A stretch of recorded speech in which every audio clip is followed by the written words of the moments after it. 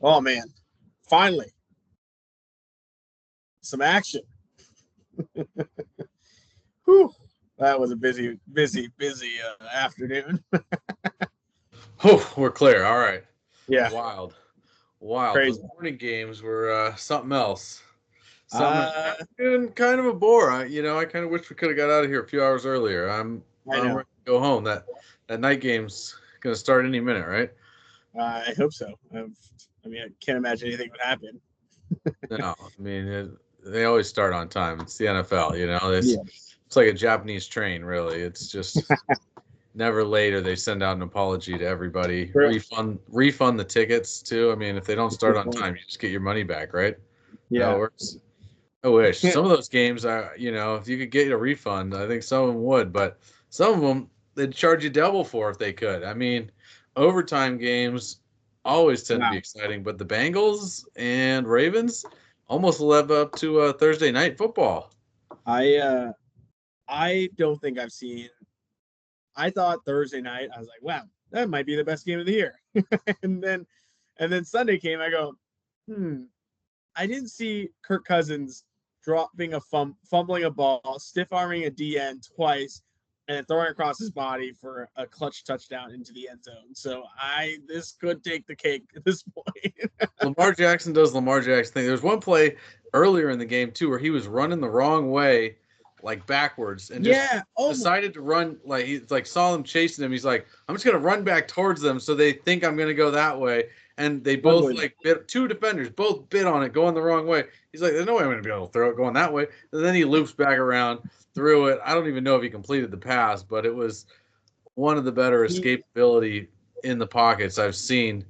And he I had bought. been thinking all year, when are we going to see a holder not nail these holds? Because sometimes the ball bounces, sometimes it's high, and I'm like, Yeah. he's just a punter. It's not. He literally is probably the worst athlete on the team, other than maybe the long Did, snapper. didn't you tell He's, me a story of how you went through something like that before?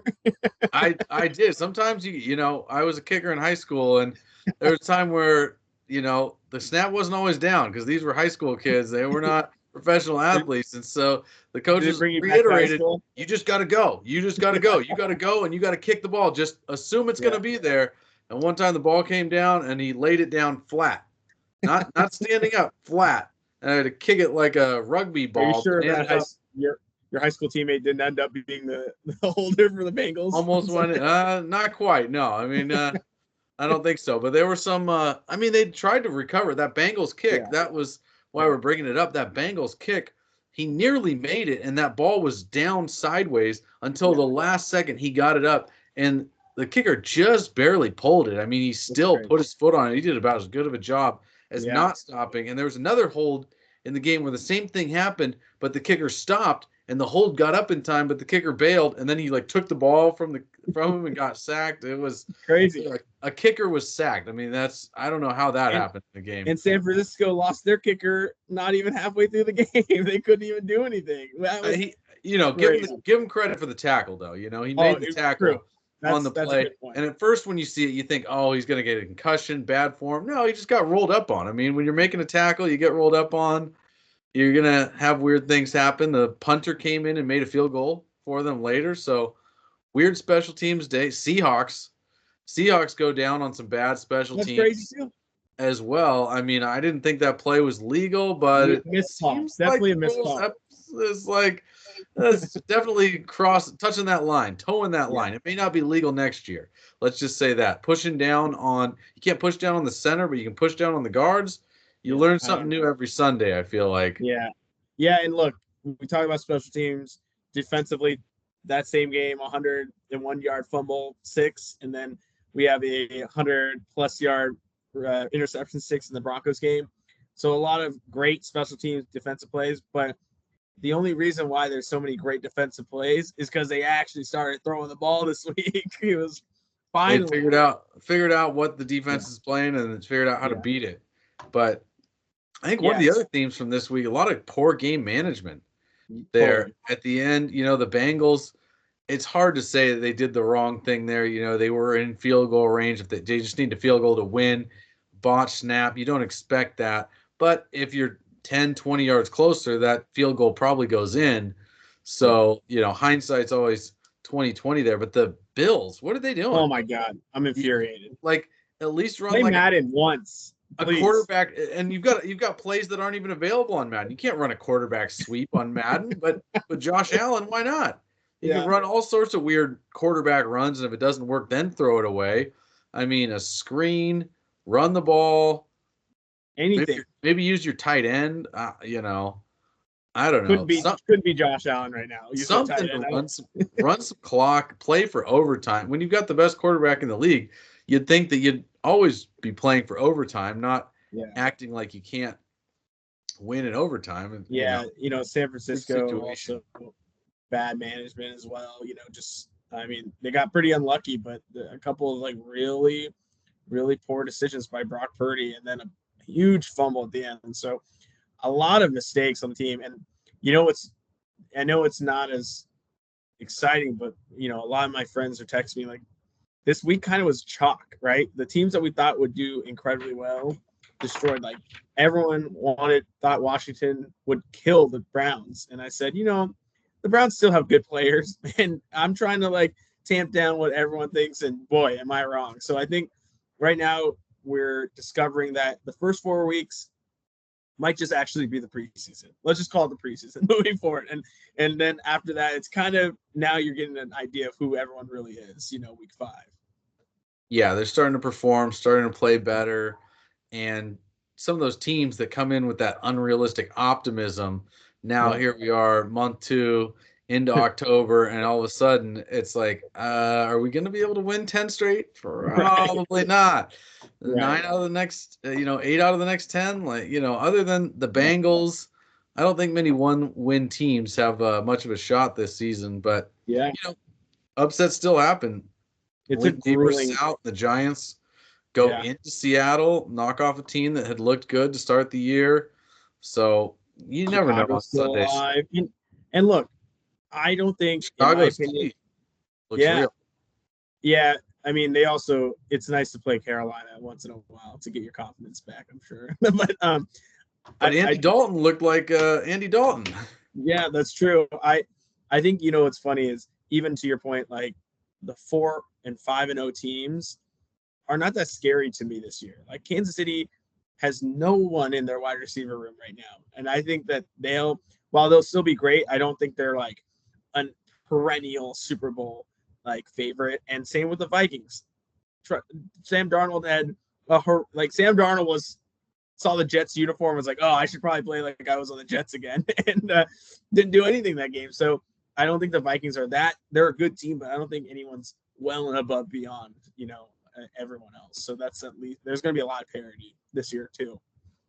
Yeah, I mean, those average quarterbacks, they look great against a bad D, and they look bad against opposite what I was trying to say. They are who we thought they were. They are who we thought. It's like when you face a really, really good D in the NFL, you've got to really have everything working for you. You got to have your playmakers, you got to have a good scheme, and you got to have elite players. I just think an average player is hard to show up big against an elite D, and so we saw that this week. Yeah, let's talk about some of those elite players this week. I mean, there are some big surprises off a big offensive week finally. Yeah, no, we talked about it during the show, but I mean, I didn't expect Tucker Kraft to just continue to perform like this. I mean, before the show, you even said go get him. I said go get him, but I didn't think it was a 2-touchdown, 80-yard game was just in his will. I could see that if he had 10, 12 catches, but on 4 catches, just rumbling down the sideline, and the disappearance of Luke Musgrave is just kind of befuddling, but it shows how good really Tucker Kraft is, and it looks like he's going to emerge as their clear number 1 tight end, and probably a number 1 tight end for fantasy for the rest of the season. I don't see any reason why you'd be benching him if you have him, unless you have a better option. In that case, go ahead and trade him, because this guy looks like a week in and week out starter as long as Jordan Love's under center. It looks like he's back healthy, seems to be all right. Something else could happen to him, but as long as they're both healthy, I think all systems go for Kraft. Yeah, we thought, Dontavia Wicks or Bo Melton would get these targets, but it looks like Tucker Kraft is the red zone guy. I mean, outside of him and Isaiah Likely, what tight ends are getting red zone looks right now or getting into the red zone in general, right? Like there's 3 catches for 2 touchdowns. I mean, that's what like I'm saying. 12 yards. Like, I guess, I yeah, if guess you it can doesn't pick when he matter. gets touchdowns, but Yeah, it's tough. Like that is if you got him early, like hold on to him. To your point, like tight ends are a dude, crapshoot they'll right make now. tight end a team tight end position. Then the Right. Ravens tight ends all combined, great. But if you just have Mark Andrews, you're a little frustrated that he didn't get one of the 3 Ravens tight end touchdowns Yeah. this week. Yeah, my overachiever Brandon Ayuk finally showed up. I think he literally took the first 4 weeks, was like, this is my preseason, and I'm gonna try to. I haven't worked out all That was all his year. training camp. Yeah, it was. He's like, I haven't worked out at all because I wanted to get my money, and it was only a matter of time with Debo coming off his injury, Christian McCaffrey still out, and so not getting as many targets on the backfield. And Juwan Jennings, I will get to him, but he was not going to be sustainable for a guy for that part of the depth chart. And Brandon Ayuk finally came back, found the drops. Now, if he even made it to the end zone one of these times, it would have been a huge week. But a great sign for people who picked Brandon Ayuk early. I think that's a big sigh of relief because we're heading into the danger zone here if it wasn't this week. I think people were probably ready to bail, and some people probably had already. Yeah. But the fact that he wasn't there all preseason, I think people were willing to give him a little more time. Yeah. You saw the elite production last year, and with that many weapons in San Francisco, it's not going to be your week every week. It's just going to be kind of one of those things you got to kind of wait it out, see what happens, and that's the case in high prolific offenses. And same thing is normally true for the Bengals, but everybody gets to eat when it's a slugfest like that. I mean, 5 touchdowns and you lose. Has a wild game, but T. Higgins 9 for 83, 2 touchdowns, finally coming back as a solid, wide receiver 3, wide receiver 2. A lot of people need to start him this week. If you had him on your bench, you're lucky. You got a lot of depth. I wouldn't be too upset about that. It looks like he's going to be a great start in shootout type games, and he's a good red zone target too. It's hard to predict when he's going to get the volume, but he's definitely their number 2 option there. And I think as long as they're in a shootout, he's definitely more than startable. Look, they don't have a big name running back. They have Joe Burrow looks healthy. That's the first game I've seen in a long time where I go, oh, there's Joe Burrow that led their team to the Super Bowl. Jamar Chase, they're using him correctly now, screening all over expanding the field, and then that allows T. Higgins to get wide open. And Joe Burrow's vision just seems to be back. I think he's got a lot of confidence in his lower body, which has been hurting him for a while now, last 2 years. So I really like T. Higgins too. I had highlighted him on the draft. I think he's kind of going to be an unsung hero there in Cincinnati. One guy I liked ran all over the Seahawks defense. Wow, decimated. Someone finally came about and be the big wide receiver. That's Darius Slayton. Like, I think some of the routes he's running is burning people across the field.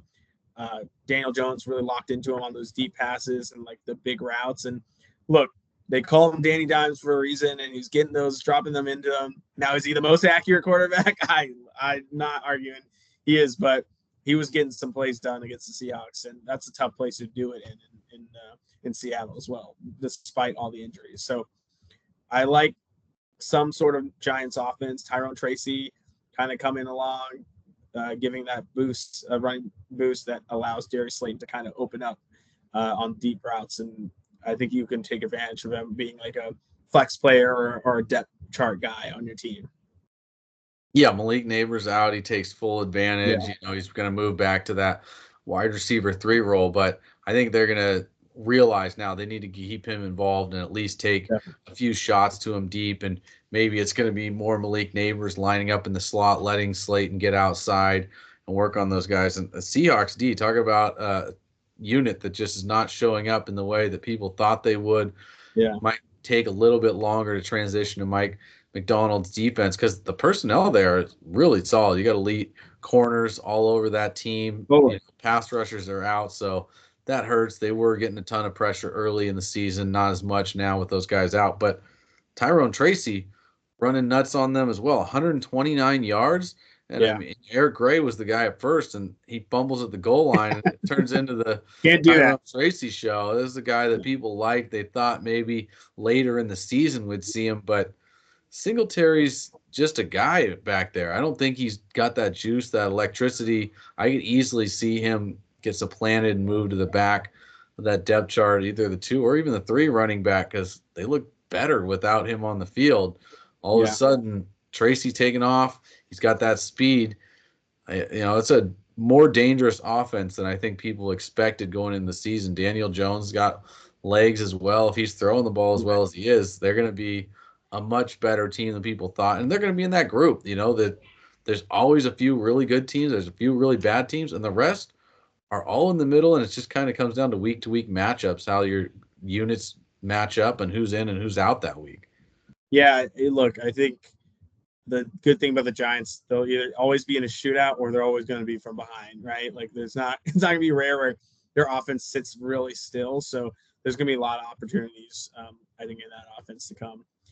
One guy that finally broke out, we've been waiting for a year and a quarter now. Garrett Wilson finally linking up with Aaron Rodgers. The connection we heard about in the Hard Knocks, right? When the Jets were part of it, and now Garrett Wilson looked really, really sharp against the Vikings, which is a great defense too. And it gave Aaron Rodgers a lot of fits, but he was able to find what appears now to be his number one guy. Even though Al Lazard, for some reason, the offense looks like it's running through him, but Garrett knows Wilson, where he is. He always knows. Exactly. It's like he's a lizard. He's not going to run away from anybody. He's just got to get his spots.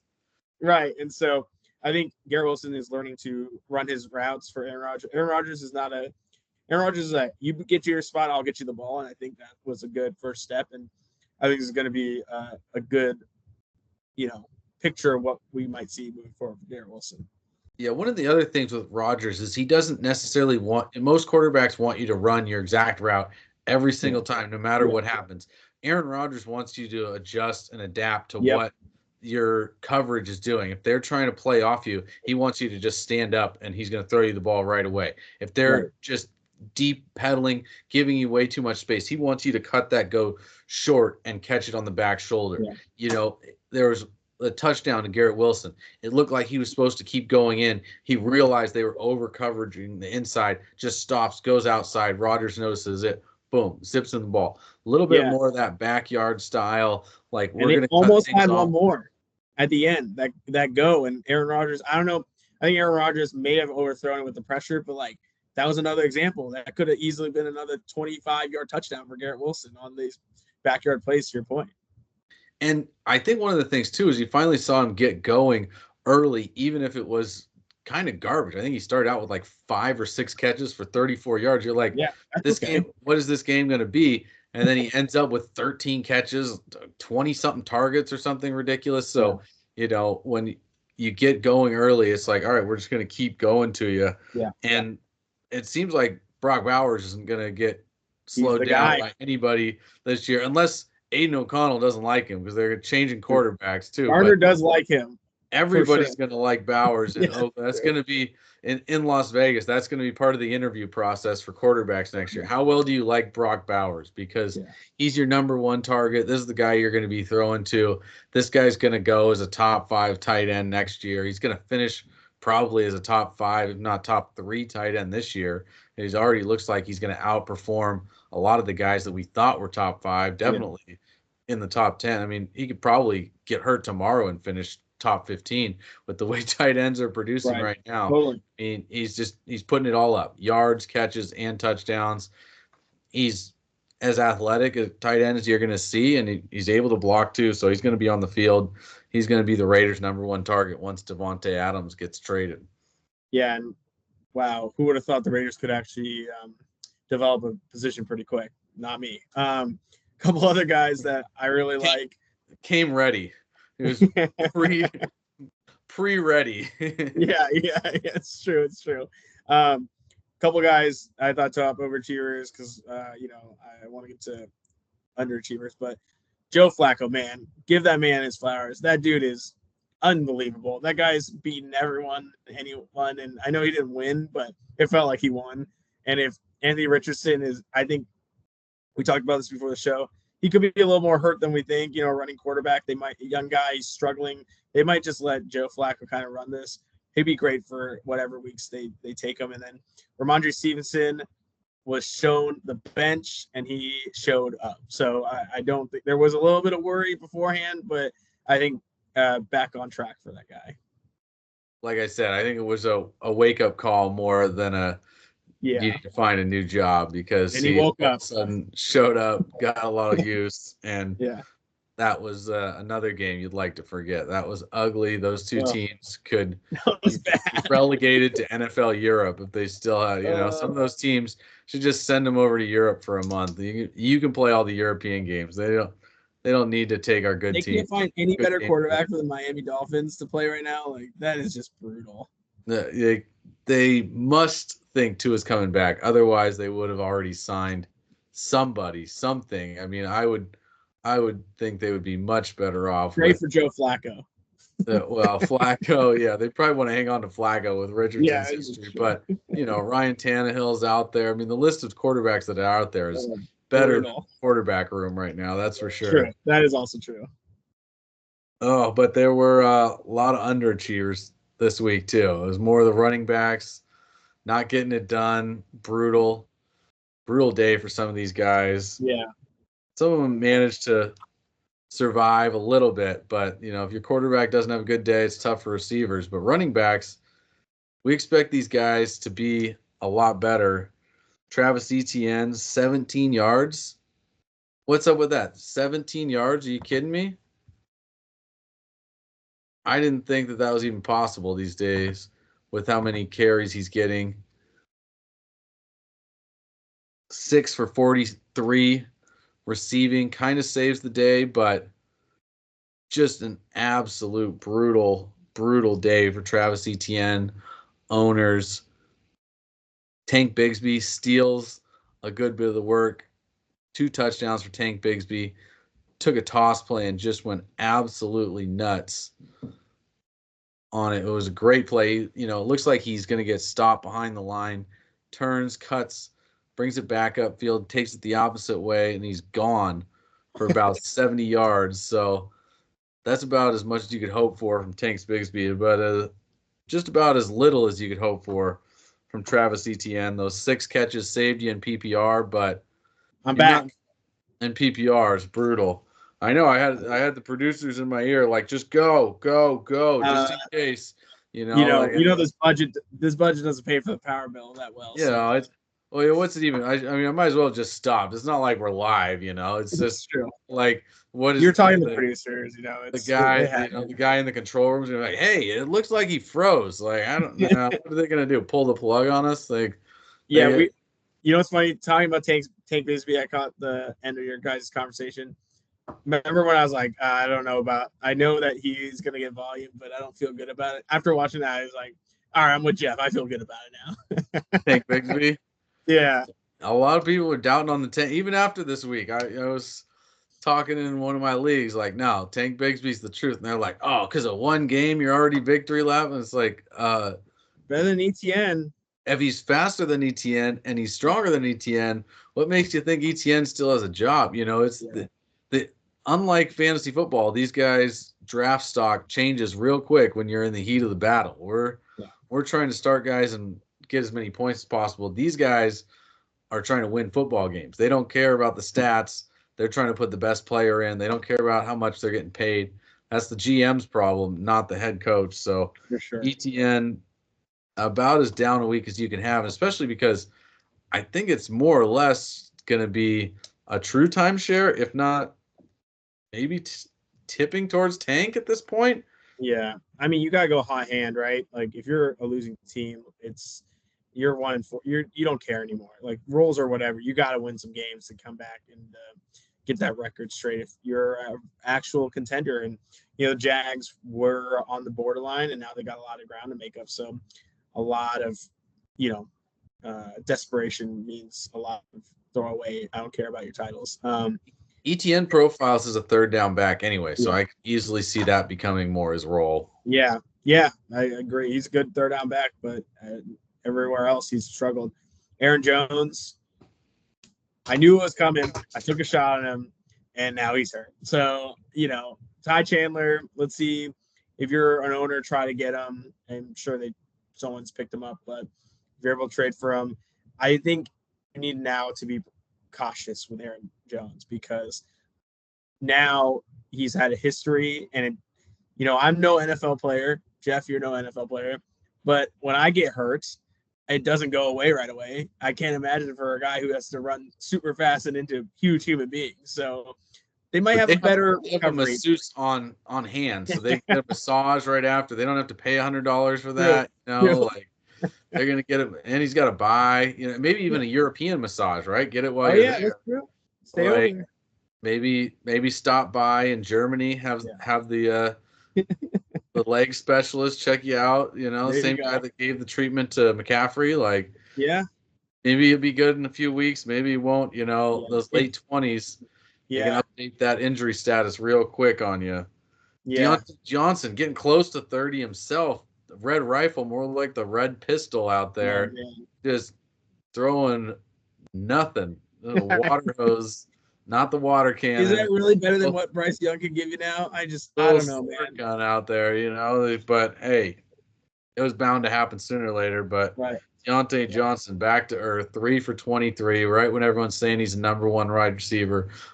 Check that. Nope, he's still a number 3 wide receiver. He may have those big weeks, but the Panthers are still the Panthers. Yeah, that's not a very good franchise, and the Bears are a good defense, but you should be able to do something against them. You should have enough opportunities, but the Bears looked amazing. I mentioned Juwan Jennings coming down to earth. Speaking of, he's going to even completely come down to earth with Deebo Samuel back, and then when Christian McCaffrey back. So it was fun while it lasted, right? If you started him a couple weeks ago, good for you, but I think it's all said and done. This ride is closing. Yeah, exactly. Time to hop off. Maybe a bench player. Maybe he'll get back in. Kittle and Debo are good for a few injuries this season, so at some point he might have value again. Seahawks, where are you at? What are you doing? You get a defensive score early, it looks great, and then just all downhill from there. DK Metcalf, 4 for 55, loses another fumble. Can't be fumbling like that as a wide receiver. No. With those hands too, goodness, you can actually hold half the ball with your hand. Isn't the bicep bigger than the ball at this point? Can't you just not? Maybe that's the problem. It's the bicep knocking it out. You need to hold it below the bicep. Keep it away from your bicep. Just grip it just hold it like you're a quarterback about to throw it so it doesn't hit your bicep. True. It might be better for him. Too. 19 yards. 19 rushing yards after that explosive week. You got to question a little bit of the game plan there. You got to get a guy at the ball that's torn up better defenses than the Giants. That just kind of inexcusable, but at the same time, you got to produce. Yeah, I just how do you run so little when you have such a great running back? It just makes no sense to me, especially when you're up early. I agree. Breece Hall, speaking of, great day for Garrett Wilson, but does that mean bad days ahead for Breece Hall? This talented running back couldn't get anything going against the Vikings. It is a better defense, but he was missing in the second half. Aaron Rodgers was like, I don't even have running backs anymore. I'm just gonna toss it. Very Aaron Jones-esque which he was on the other side. So I'm curious to see how the balance, speaking of game plan, will be moving forward. Yeah, especially he looks slower than Braylon Allen, which doesn't seem possible. Braylon Allen's supposed to be 240 pounds. It's he's still missing a step, and something's a little off with Hall. He needs to be involved more in the passing game, but something's not right there. Yeah. Maybe the bye helps him out, get it right. He's still, only a year out of the ACL. Some of that can kind of build up. It's London too. It's a weird time. It's a long flight, Yes. Weird food, who's eating fish and chips before a game? There's nothing to eat. Brian Robinson Jr., 18 yards, 2 touchdowns, but 18 yards. You'd think with 2 touchdowns you'd be scoring 20 fantasy points. No, not so much. Yeah, and then for me, last couple, Marvin Harrison Jr. He's going to be up and down, and then C.J. Stroud. needs Nico Collins clearly because the offense kind of slows down without him. So keep an eye on that situation. I'm sure he'll adapt, but that game just showed a huge, two different quarterbacks from first half to second half. You got any dynasty guys we should try to add or trade for before we get out of here? I think we're finally about to be clear. I know. I need to go call my power company. Jalen Tolbert, dude was limp. He's becoming one of Dak's favorites receivers. I think he'll be in for a decent game on Sunday night. Keep an eye on him. CeeDee Lamb and him are just not on the same page, and I just think that Jalen Tolbert could be a good option moving forward or someone to hold on to. Ray McLeod, huge receptions for the Falcons on Thursday night. Kirk Cousins clearly likes Drake London, but if he's going to pass for 500 yards, everyone's getting theirs. And then Javonte Williams finally looked healthy I know it was against the Raiders, but he looked explosive. I could see him getting some more carries. What about you? Yeah, Aiden O'Connell, hey, taking over as the starter, super flex. Go ahead and grab him. Who knows? It could be 2 weeks. It could be 4. It could be the rest of the season.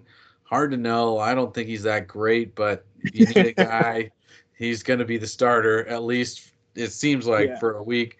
And some kickers out there, Seibert for the Washington Commanders. I don't think this Commanders offense is going anywhere. He was a rookie. He's unheralded. He's not a rookie age-wise, like 27, 28 years old. But he's probably out there. And I think they're just going to keep kicking lots of field goals, lots of extra points. Worst case, he might kick you 5-6 extra points in a game. It's not the worst thing from a kicker. So I think go ahead and grab some of these young kickers, some rookie kickers too. Jacksonville's got a young kicker. Detroit's got a young kicker, but they always go for it on 4th down. I feel like if he, can miss some field goals and get cut, go to another NFL franchise, he'll have a better career. But, if you're in Detroit, you probably want to try to make the field goals, stay with that team, keep with that biting kneecaps mentality.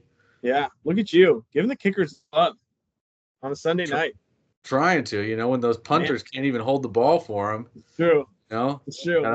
We give kickers a lot of love. Field goals. It's what are you gonna do? All right, clear. Finally able to go home. Yeah. Bathroom. Oh. Yeah. I'm gonna drink some of my adult beverage right now. I don't know how John Hanson does this. I think I need to see what's under the desk, but that's for another day.